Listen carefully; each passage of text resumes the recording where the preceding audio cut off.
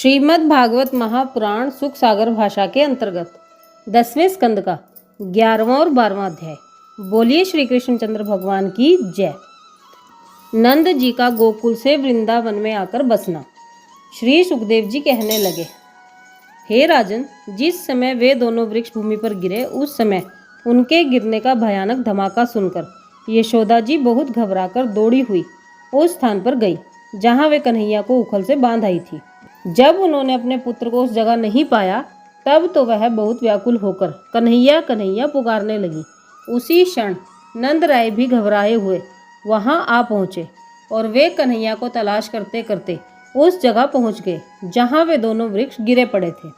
उस समय उन दोनों वृक्षों के बीच में उखल से बंधे हुए श्री श्याम सुंदर को बैठे देखकर नंदराय ने उन्हें उखल से खोलकर गोद में उठा लिया और यशोदा पर क्रोध करते हुए कहा, तूने मेरे कन्हैया को उखल से क्यों बांधा था? आज भगवान ने इसके प्राण बचा लिए, नहीं तो ना मालूम क्या अनर्थ हो जाता। जब नंदराय जी यह कह ही रहे थे उसी समय यशोदा जी ने गद गद होकर प्रभु को नंदराय की गोद से लेकर अपने हृदय से लगा लिया। उस समय नंद, उपनंद और अन्य गोपी गवाल वहां एकत्रित होकर कहने लगे कि यह इतने पुराने वृक्ष बिना आंधी तूफान आए इस प्रकार जड़ सहित उखड़कर कैसे गिर गए? यह देखकर हमें तो बड़ा अचंभा होता है।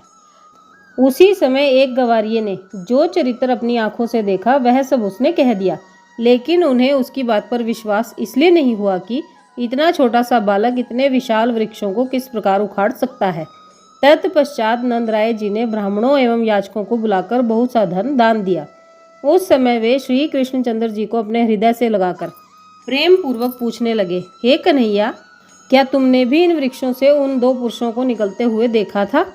तब श्री कृष्ण ने उत्तर दिया, हे बाबा, मैंने तो किसी पुरुष को निकलते नहीं देखा था।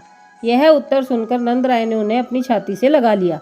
उस समय श्री श्याम सुंदर बोले, हे मैया, मुझे बड़ी जोर की भूख लगी है क्योंकि आज सुबह से मैंने कुछ भी नहीं खाया है। यह सुनकर नंद रानी ने मुस्कुराते हुए उन्हें माखन मिश्री खाने के लिए दिया।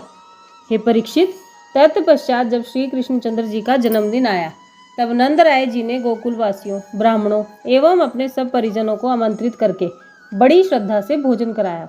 तदुपरांत कहने लगे, हे बंधुओं, अब यहाँ नित्य प्रति नए नए उपद्रव होने लगे हैं, इसलिए हमें यह स्थान त्याग कर किसी दूसरी ऐसी जगह चलकर रहना चाहिए जहाँ गायों को घास और पानी का सुख रहे।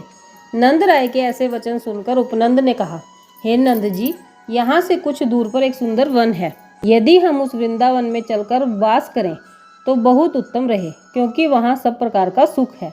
जब समस्त ग्वालों की यह एक राय हो गई तब शुभ दिन निश्चय करके नंदराय जी समस्त गोकुलवासियों सहित घर का सब सामान गाड़ी पर लदवाकर वृंदावन को चल दिए। संध्या समय वहां पहुंचकर सबने वृंदा देवी की पूजा की। तदुपरांत सब लोग आनंद से वहीं रहने लगे। जब सब लोगों ने देखा कि वृंदावन में चारों तरफ वृक्ष फल फूलों से लदे हैं और हरी हरी घास खूब उगी हुई है, तब सब लोगों ने वहां अपने रहने के लिए सुंदर सुंदर घर बना लिए। वहां गायों को चराने का बहुत उत्तम वन था। वहां निकट ही गोवर्धन पर्वत था और पवित्र तथा निर्मल यमुना भी पास ही बहती थी, इसलिए सब लोग अत्यंत ही प्रसन्न रहते थे। हे परीक्षित, जब श्री कृष्णचंद्र जी 5 वर्ष के हुए तो उन्होंने मैया से कहा, हे मैया, आज हम भी वन में गो चराने के लिए जाएंगे, अतः बलराम से कह दो कि वह वन में मुझे अकेला ना छोड़े। यह सुनकर यशोदा जी बोली, हे मोहन, हमारे यहाँ गो चराने वालों की कमी नहीं है, अतः तुझे गो चराने के लिए वन में जाने की क्या जरूरत है? मेरे नेत्रों के आगे से एक क्षण के लिए भी कभी भी दूर मत हो। तब श्री कृष्णचंद्र जी ने गुस्सा होते हुए कहा, हे मैया, यदि तू मेरे लिए गो चराने को वन में नहीं जाने देगी तो मैं अन्न जल ग्रहण नहीं करूँगा। कन्हैया का ऐसा हट देखकर यशोदा जी ने तुरंत ब्राह्मणों को बुलवाकर शुभ मुहूर्त निकलवाया। तत्पश्चात ग्वाल बालों को बुलाकर समझाया कि तुम लोग कृष्ण बलराम को अपने साथ गाय चराने को ले जाया करो, लेकिन तुम वन में दूर मत निकल जाया करना और संध्या होने से पहले ही दोनों भाइयों को लेकर घर लौट आया करना। इस प्रकार समझाकर नंद रानी ने श्री कृष्ण बलराम दोनों को सखाओं के साथ कर दिया। तब वे नित्य प्रति यमुना किनारे जाकर गोए चराने और सखाओं के साथ नित्य नए खेल खेलने लगे। हे परीक्षित, जब कंस को यह समाचार मिला कि नंद राय सब गोप गवालों के सहित गोकुल छोड़कर वृंदावन में रहने लगे हैं, तब उसने वृत्रासुर नामक राक्षस को श्री कृष्णचंद्र जी को मारने के हेतु वृंदावन में भेजा। वह राक्षस बछड़े का रूप बनाकर वृंदावन में जा पहुंचा तथा उन सब गो बछड़ों के साथ मिलकर चरने लगा जिन्हें श्री कृष्णचंद्र जी चराया करते थे। जब अन्य गो बछड़ों ने उस राक्षस को अपने बीच में देखा तो वे भयभीत होकर इधर उधर भागने लगे। उस समय श्री कृष्ण जी ने बलराम जी को संकेत करके समझाते हुए इस प्रकार कहा, हे भैया, यह कंस का भेजा हुआ राक्षस बछड़ा बनकर मुझे मारने के लिए यहाँ आया है। तब राक्षस अपनी घात लगाकर चरता हुआ श्री कृष्ण जी के पास आ पहुंचा। उस समय श्री श्याम सुंदर ने उसके पिछले पैर पकड़कर घूमते हुए एक वृक्ष की जड़ पर ऐसा पटका कि वहीं उसके प्राण निकल गए। उस समय सब देवता आकाश में आकर श्री कृष्णचंद्र जी के ऊपर फूलों की वर्षा करने लगे। उस घटना को देखकर सब ग्वाल बालों ने श्री कृष्ण के पास आकर इस प्रकार कहा कि हे नंदलाल, तुमने यह बहुत अच्छा किया जो इस कपट रूपधारी राक्षस को मार डाला, अन्यथा यह सब लोगों को खा जाता। जब कंस ने वृत्रासुर के मरने का हाल जाना तब बहुत चिंतित होकर उसके भाई बकासुर को वृंदावन में भेजा। सो वह बगुले का रूप बनाकर यमुना नदी के तट पर इस घात में आ बैठा कि यदि इधर श्री कृष्ण आ जाए तो मैं उन्हें मछली के समान निगल जाऊं। उन राक्षस को किसी भी ग्वाल बाल ने नहीं पहचाना, परंतु भगवान त्रिलोकीनाथ उसके भेद को जान गए। तदुपरांत सब ग्वाल बालों ने श्री कृष्णचंद्र जी से इस प्रकार कहा, हे कन्हैया, हमने अपने जीवन में इतना बड़ा बगुला कभी नहीं देखा। यह कौन है? यदि तुम जानते हो तो बताओ। श्री कन्हैया जी ने उत्तर दिया, हे भाइयों, तुम लोग धैर्य रखो, यह राक्षस आया है, मैं इस बगुले रूपी असुर को मार डालूंगा। इतना कहकर श्री मुरली मनोहर ग्वाल बालों के रोकने पर भी उस बगुले के पास चले गए। तब उसने श्री कन्हैया जी को अपनी चोंच में उठाकर पेट के भीतर रख लिया। उस समय गोप ग्वाले अत्यंत विलाप करते हुए आपस में इस प्रकार विचारने लगे कि हम लोगों को यशोदा जी के पास जाकर सब हाल कह देना चाहिए। यह सोचकर वे सभी भयभीत होकर वहां से भाग चले। तभी मार्ग में उनकी भेंट बलराम जी से हो गई। तब ग्वालों ने उन्हें सब समाचार सुनाते हुए यह कहा कि हमारे रोकने पर भी कन्हैया उस बगुले के पास चले गए, वह बगुला उन्हें निगल गया। यह सुनकर बलराम जी ने उन्हें धैर्य बंधाते हुए कहा, तुम लोग भयभीत मत हो, कन्हैया उसको मारकर अभी वापस लौट आते हैं। श्री कृष्ण ने उन्हें दुखी देखकर अपने शरीर से ऐसी ज्वाला उत्पन्न कर दी कि उसका संपूर्ण शरीर जलने लगा। तब उसने व्याकुल होकर अपने पेट से उन्हें उगल दिया।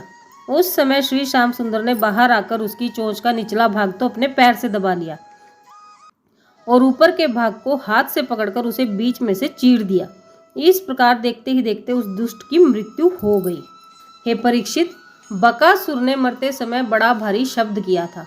उसे सुनकर बलराम जी ने सभी ग्वालों से कहा कि कन्हैया ने उस बगुले रूपी असुर को मार दिया है, अतः अब हमें उसके पास चलना चाहिए। यह सुनकर जब ग्वाले वहां पहुंचे तो श्री श्याम सुंदर ने उन्हें बताया कि मैंने इसे चोंच फाड़कर चीर डाला है। उसे देखकर सब ग्वाल बाल श्री नारायण जी की प्रार्थना करते हुए इस प्रकार कहने लगे, हे प्रभु, आज आपने ही कन्हैया जी के प्राण बचाए हैं। इन्होंने अनेक असुरों को मार गिराया है। इससे पता चलता है कि इन्हें मारने वाला तीनों लोकों में कोई नहीं है। हमारे धन्य भाग्य हैं जो हम लोग इनके सखा कहलाते हैं। तदुपरांत संध्या होने पर श्री श्याम सुंदर सब ग्वाल बालों तथा बछड़ों को साथ लेकर बलराम जी के सहित हंसते खेलते हुए घर को लौट आए। उस समय उनकी मुरली की ध्वनि सुनकर सब ब्रज बालाएं अपने अपने घर से बाहर आकर निकल आई। घर आकर ग्वाल बालों ने अपनी माताओं और यशोदा जी आदि से वन में वत्तासुर और बकासुर के मारे जाने का सब हाल कह सुनाया। उसे सुनकर यशोदा मैया श्री कन्हैया की बार बार बलैया लेकर भगवान से इस प्रकार प्रार्थना करने लगी, हे स्वामी, आप ही मेरे कन्हैया के रक्षक हैं। मेरा पुत्र तो अबोध बालक है, आप इसकी सब जगह रक्षा करते रहे। ये था 11वां अध्याय। अब 12वां अध्याय, आघासुर का वध। श्री सुखदेव जी बोले, हे परीक्षित, एक दिन श्री कन्हैया जी यमुना नदी के तट पर खेलने गए। उस समय वे पीला पीताम्बर पहने, पटका कमर से बांधे, मस्तक पर किरीट मुकुट धारण किए, कानों में कुंडल पहने तथा हाथ में लकुटिया लिए, अपना एक हाथ सखा के कंधे पर रखे नटवर रूप बनाए वन में फिर रहे थे। उस समय वृषभानु की दुलारी, गोलोक स्वामिनी, परम सुंदरी, 8 वर्ष की आयु वाली राधिका लली भी स्नान करने के लिए यमुना नदी पर आई। जब श्री श्याम सुंदर से उसकी आंखें मिली तो पूर्व जन्म की प्रीति याद करके श्री कृष्णचंद्र जी के ऊपर मोहित हो गई तथा नंद नंदन के हृदय में भी उनके प्रति प्रीति जाग उठी। इस प्रकार जब इन दोनों के हृदय में स्नेह उत्पन्न हुआ तो बांके बिहारी ने उससे हंसकर पूछा, हे सुंदरी, तुम्हारा नाम क्या है और तुम किसकी पुत्री हो? हमने तुम्हें आज से पहले यहाँ कभी नहीं देखा। श्री नटवर नागर की ऐसी प्रीति भरी बातें सुनकर उन्होंने उत्तर दिया, हे ललाजू, मैं वृषभानु की पुत्री हूँ। मेरा नाम राधिका है। मैं अपनी सखियों के साथ इसी वन में खेलती रहती हूँ। मैंने बहुत दिनों से यह सुन रखा था कि नंद राय जी का बेटा नटखट माखन चोर है, सो वे तुम ही मालूम पड़ते हो। श्री कृष्ण जी ने हंसकर कहा, परंतु मैंने तुम्हारा तो कुछ नहीं चुराया है। हे राधे, मेरा मन तुम्हारे साथ खेलने को चाहता है, सो तुम घड़ी दो घड़ी यहाँ आकर हमारे साथ खेला करो। घनश्याम की ऐसी प्रीति भरी बातें सुनकर राधिका लली अंतःकरण से तो उन पर मुग्ध हो गई और प्रकट में बोली, हे नटवर लाला, तुम सायकाल हमारे खिरक में दूध दूहने को आ जाया करो। हे परीक्षित, संध्या होने पर राधिका अपनी माता से दूध दूहने का बहाना करके अपने प्यारे मनमोहन से भेंट करने के लिए गायों के खिरके में आ पहुंची। वहां पर उनकी भेंट श्री कृष्ण जी से हुई। तब श्री मनमोहन ने प्रेम पूर्वक इनसे बातें की। जब राधा जी विलंब हुआ जानकर घबराती हुई अपने घर को लौटने को हुई, तब कन्हैया जी ने उनकी चुनरी तो स्वयं ओढ़ ली और अपना पीताम्बर उन्हें दे दिया। जब श्री कृष्णचंद्र उस चुनरी को ओढ़े हुए अपने घर आए, तब यशोदा जी ने उसे देखकर पूछा, क्यों रे सांवरिया, यह किस गोप की बेटी का चीर उठा लाया है? अपनी माता के मन का हाल जानकर कन्हैया ने इस प्रकार कहा, हे मैया, आज मैं यमुना तट पर गौओं को पानी पिलाने के लिए गया।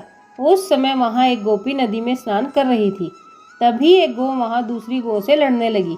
उस गोपी ने डर के मारे जल्दी में मेरे पीताम्बर को, जो वहीं किनारे पर रखा हुआ था, ओढ़ लिया और अपनी यह चुनरी वहीं छोड़कर चली गई। हे मैया, मैं उस गोपी को जानता हूँ, सो मैं उसे चुनरी लौटाकर अपना पीताम्बर ले आऊँगा। उधर जब राधा श्री कृष्ण जी का पीताम्बर ओढ़े हुए अपने घर पर पहुंची तो उसने घबराई हुई आवाज़ में अपनी माता कीर्ति को पुकारा। उसका बोल सुनकर कीर्ति दौड़ी हुई बाहर निकली तथा अपनी बेटी को घबराई हुई देखकर पूछा तो कहने लगी, हे मैया, एक लड़की जिसका नाम मैं नहीं जानती मेरे साथ साथ चली आ रही थी। उसे मार्ग में सांप ने काट लिया, इसलिए वह अचेत होकर वहीं गिर पड़ी। उसके भय से मैं भयभीत हो गई। जब नंद के बेटे ने वहां आकर उसकी झाड़ फूंक की, तब वह अच्छी हो गई। फिर मैं भागती हुई यहाँ चली आई हूँ। यह सुनकर कीर्ति ने राधा को अपने गले से लगाते हुए कहा, हे बेटी, तेरे भाग्य अच्छे थे जो भगवान ने तुझे मृत्यु से बचा लिया। मैं तुझे बार बार टोकती हूँ कि तू यमुना किनारे मत जाया कर। कभी खिरक में दूध दूहने के लिए जाती है तो कभी यमुना पर पहुँच जाती है। अब तू बाहर खेलने के लिए कहीं मत जाया कर। माता के ऐसे वचन सुनकर राधा अपने मन में सोचने लगी कि आज मैंने अपनी माता से छल किया है। फिर उसने श्री श्याम सुंदर का ध्यान हृदय में रखकर कीर्ति से कहा, हे माता, अब मैं कहीं बाहर न जाकर अपने घर में खेला करूँगी। हे परीक्षित, राधा के मन में श्री कृष्ण की ऐसी छवि बस गई थी कि उन्हें बिना देखे उसे चैन नहीं पड़ता था। अतः वह तीसरे दिन फिर दूध दूहने का बहाना करके कन्हैया जी के घर जा पहुंची और उन्हें बाहर से ही आवाज़ देकर बुलाने लगी।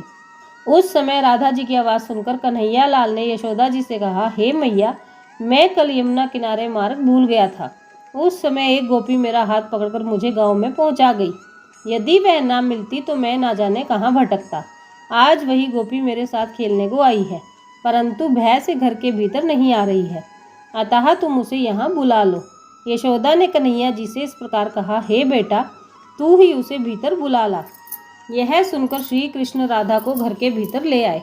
उस समय उसकी सुंदरता को देखकर यशोदा जी ने उसे अपने पास बैठाकर पूछा, हे बेटी, तू किस गांव में रहती है और तेरे माता पिता का क्या नाम है? कल मेरा कन्हैया जब मार्ग भूल गया था उस समय तू उसे गांव में ले आई, अतः मैं तुझसे बहुत प्रसन्न हूँ। नंद रानी के ऐसे वचन सुनकर राधा ने उत्तर दिया, हे मैया, मेरा नाम राधा है, वृषभानु की पुत्री हूँ। मैंने तुम्हें यमुना तट पर कई बार देखा है और मेरी माँ तुम्हें जानती है, परंतु इस समय तुम मुझे पहचान नहीं रही हो। यह सुनकर नंद रानी ने कहा, हे बेटी, अब मैं समझ गई, तेरी माँ कीर्ति है और तेरा पिता वृषभानु है। यह सुनकर राधा ने कहा, मेरे पिता भी तुम्हारे नंद राय जी के बड़े मित्र हैं। राधा के ऐसे मीठे वचन सुनकर यशोदा ने प्रसन्न होकर उसे अपने गले से लगा लिया। तत्पश्चात नंद रानी ने राधा के बाल गूंथकर श्रृंगार किया और उत्तमोत्तम वस्त्र आभूषण पहनाकर उसकी गोद में मेवा मिठाई भरकर कहा, हे राधा, तू मेरे कन्हैया के साथ खेला कर। यह सुनकर राधा प्रसन्न होकर श्री नंद नंदन के साथ खेलने लगी। हे परीक्षित, राधा और श्री कृष्ण ऐसे सुंदर थे कि उनकी सुंदरता वर्णनातीत थी। अस्तु, जब यशोदा ने उन्हें खेलते हुए देखा तो अत्यंत प्रसन्न होकर राधा से इस प्रकार कहा, बेटी, तू प्रतिदिन यहीं पर आकर मेरे कृष्ण के साथ खेला कर। उस समय श्री श्याम सुंदर जी भी हंसते हुए राधिका से बोले, हे राधे, तू यहाँ खेलने आया कर। तेरे साथ खेलने से मेरा मन बहुत प्रसन्न होता है। इस प्रकार दोपहर तक कन्हैया के साथ खेलकर राधा अपने घर चली गई। जब वह श्रृंगार किए हुए अपने घर पहुंची, उस समय उनकी माता कीर्ति ने पूछा, हे राधे, तू कहाँ चली गई थी? तेरा यह श्रृंगार किसने किया? राधा बोली, हे मैया, मैं नंदरानी के घर गई थी। उन्होंने तुम्हारा और पिताजी का नाम पूछकर मुझे बहुत प्यार किया तथा मेरा इस प्रकार श्रृंगार कर दिया है। हे माँ, उन्होंने मेरी गोद को तिल चावल तथा मेवा मिठाई से भरकर मुझे विदा किया है। उन्होंने तुम्हारे प्रति हंसी करते हुए तुम्हें गाली भी दी थी। राधा के मुख से यह वचन सुनकर कीर्ति को अत्यंत प्रसन्नता हुई। उस समय नंद रानी के मन का हाल जानकर कीर्ति ने सब गोपियों से कहा, हे सखियों, मेरी बेटी दामिनी के समान है और यशोदा का पुत्र मनमोहन घनश्याम के समान सुंदर है। ये दोनों ही परस्पर विवाह योग्य है। कीर्ति के ऐसे वचन सुनकर अन्य सब गोपियों को भी यह इच्छा हुई कि यदि राधा का विवाह कन्हैया जी के साथ हो जाए तो बहुत अच्छी जोड़ी रहेगी। हे परीक्षित, इस तरह राधा कभी कभी नंद जी के घर जाकर श्री श्याम सुंदर के साथ खेला करती थी। वे दोनों परस्पर अत्यंत प्रेम करते थे। एक समय श्याम सुंदर से दूध दुहवा कर जब राधा अपने घर को जा रही थी, उसी समय श्री कृष्ण जी उसकी ओर देखकर मुस्कुरा दिए। उस मुस्कान पर राधा अपना तन मन निछावर कर बैठी। जब मार्ग में अन्य सखियों ने राधा से यह पूछा, गो दूहने वाले कहाँ चले गए जो तूने श्री कृष्ण से दूध दुहाया है? तब कन्हैया का नाम कानों में पड़ते ही राधा अचेत होकर पृथ्वी पर ऐसी गिरी कि उसके हाथ से दूध का बर्तन छूटकर नीचे गिर पड़ा। उन्होंने गिरते समय गोपियों से यह कहा कि मुझे काले सांप ने काट खाया है। यह देखकर गोपियां उसे उठाकर कीर्ति के पास ले आई और उसे सांप द्वारा काटे जाने की बात कही। कीर्ति ने बहुत से झाड़ फूंक करने वाले गुणियों को बुलाया, परंतु उनके यंत्र मंत्र कुछ काम न कर सके। उसी समय श्री कृष्ण जी ने अपना रावल जोगी का भेष बनाया और बरसाने के बाहर एक तालाब के किनारे धूनी लगा दी। सखियों ने वन में एक सिद्ध योगीश्वर को आया देखा तो राधा की माँ कीर्ति से तुरंत जाकर कहा, हे कीर्ति रानी, बरसाने के बाहर सरोवर पर एक बड़ा तपस्वी योगी आया है। तुम उसे अपनी पुत्री को दिखलाओ तो वह इसका ठीक इलाज कर देगा। कीर्ति ने कहा, हाँ हाँ जाओ, तुम शीघ्र ही उस योगी को ले आओ। मेरी राधा किसी प्रकार रोग मुक्त होनी चाहिए। यह सुनकर राधा जी की सखियां योगी के पास जाकर कहने लगी, हे योगीराज, हमारी सहेली वृषभानु जी की पुत्री को अचानक किसी काले सांप ने डस लिया है। विष के वेग से वह अचेत पड़ी है, अतः आप कृपा कर उसे देख लें और विष चिकित्सा से उसके जीवन की रक्षा करें तो अच्छा है। वह अचेत पड़ी है और वह नेत्र बंद किए कुछ गुनगुनाती जा रही है। ललिता के मुख से ऐसे वचन सुनकर श्री कृष्ण ने मुस्कुराते हुए उत्तर दिया, हे सखी, राधा जी को यदि काले सांप ने काटा है तो मैं उसे चंगा कर दूंगा, तुम चिंता ना करो। इतना कहकर श्याम सुंदर ने अपना कमंडल उठाया और सखियों के साथ वृषभानु के महल को चले। महल में उन्होंने देखा कि राधा रत्नों के पलंग पर पड़ी है। योगी रूपधारी कृष्ण जी ने राधा की दशा देखी और वे जान गए कि राधा को उनके प्रेम का नशा चढ़ा है। तब उन्होंने सखियों से कहा, तुम्हारी सखी को काले नाग का बहुत तेज विष चढ़ा है। मैं मंत्र विद्या के द्वारा इस विष को अवश्य ही उतार दूंगा, परंतु उस समय यदि कोई दूसरा आदमी सामने हुआ तो वह विष उस पर चढ़ जाएगा। यदि बहुत से आदमी होंगे तो वह विष उग्र होकर उन सभी के प्राण ले लेगा। इससे यही उचित है कि तुम सब लोग यहाँ से हट जाओ। योगी की बात सुनकर सभी सखियाँ, यहाँ तक कि राधा की माता कीर्ति भी वहाँ से खिसक गई। तब योगी रूपधारी श्री कृष्णचंद्र जी के आते ही वह चंगी हो गई। तब उसने उठकर अपनी माता से इस प्रकार कहा, हे मैया, आज यहाँ इतने लोग इकट्ठे क्यों हुए हैं? यह सुनकर कीर्ति ने उत्तर दिया, हे बेटी, सांप के काटने से तू मृतक तुल्य हो गई थी। तुझे योगीराज ने अपने मंत्र से जीवित किया है। तभी उनकी सहज मुस्कान पहचानकर सखियों ने कहा, हे कीर्ति रानी, ये तो नंद नंदन कन्हैया जी हैं। इतना सुनकर कीर्ति ने श्री कृष्णचंद्र को अपनी गोद में उठा लिया और बार बार उनका मुख चूमती हुई इस तरह कहने लगी, हे नंद नंदन, तुम धन्य हो। जो तुमने मेरी बेटी को अच्छा कर दिया। तुम्हारे माता पिता भी धन्य हैं जिन्होंने तुम्हारा जैसा पुत्र पाया। इतना कहकर कीर्ति ने श्री श्याम सुंदर जी को मेवा मिष्ठान खिलाकर, पान देकर और बहुत से रत्न और मुहरे उनके दुपट्टे में बांधकर उन्हें विदा किया। हे परीक्षित, श्री कृष्णचंद्र जी के चले जाने के बाद कीर्ति तथा वृषभानु ने आपस में यह सलाह की कि राधा और कृष्ण दोनों विवाह करने योग्य हैं, इसलिए उनका विवाह कर देना चाहिए। तत्पश्चात ललिता नाम की सखी ने, जो श्री राधा कृष्ण की प्रीति का हाल जानती थी, श्री कृष्ण के पास जाकर इस प्रकार कहने लगी, हे श्री श्याम सुंदर, तुम बड़े गुणी हो गए हो, जो तुमने राधा का विष एक क्षण में ही उतार दिया। मैं तुम्हारे भेद को भली भांति जानती हूँ। तुमने राधा के ऊपर मोहिनी डालकर उसे अपने वश में कर लिया है। यह सुनकर श्री कृष्णचंद्र जी हंसते हुए अपने घर को लौट आए। यशोदा जी ने जब राधा के अच्छे होने का हाल सुना तो वे अत्यंत प्रसन्न हो मनमोहन कन्हैया जी को अपनी गोद में बिठाकर प्यार करने लगी। इतनी कथा सुनाकर श्री सुखदेव जी ने कहा, हे राजा परीक्षित, एक दिन प्रातः काल के समय श्री कृष्णचंद्र जी ग्वाल बालों के साथ गो चराने के लिए वन में जा रहे थे। उसी समय कंस का भेजा हुआ अघासुर नामक एक राक्षस अजगर का रूप धरकर भगवान श्री नंदन को मारने के लिए वहां आ बैठा। उसका पर्वत के समान शरीर था। नीचे का होंठ पृथ्वी से और ऊपर का होंठ आकाश से लगा हुआ था।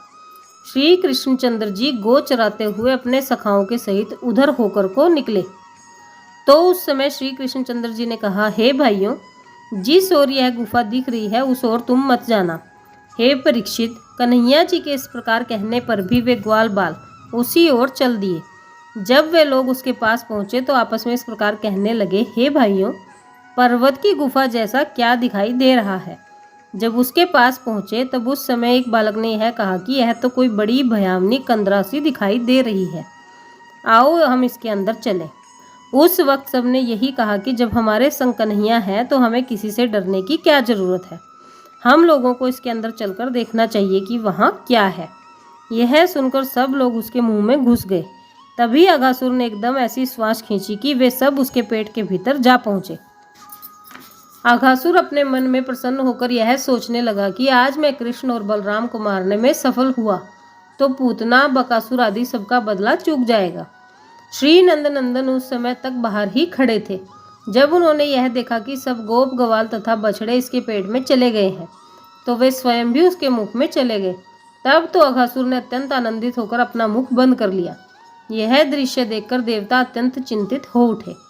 हे परीक्षित, अघासुर के पेट में पहुंचकर श्री कृष्णचंद्र जी ने अपना शरीर बढ़ाना आरंभ कर दिया।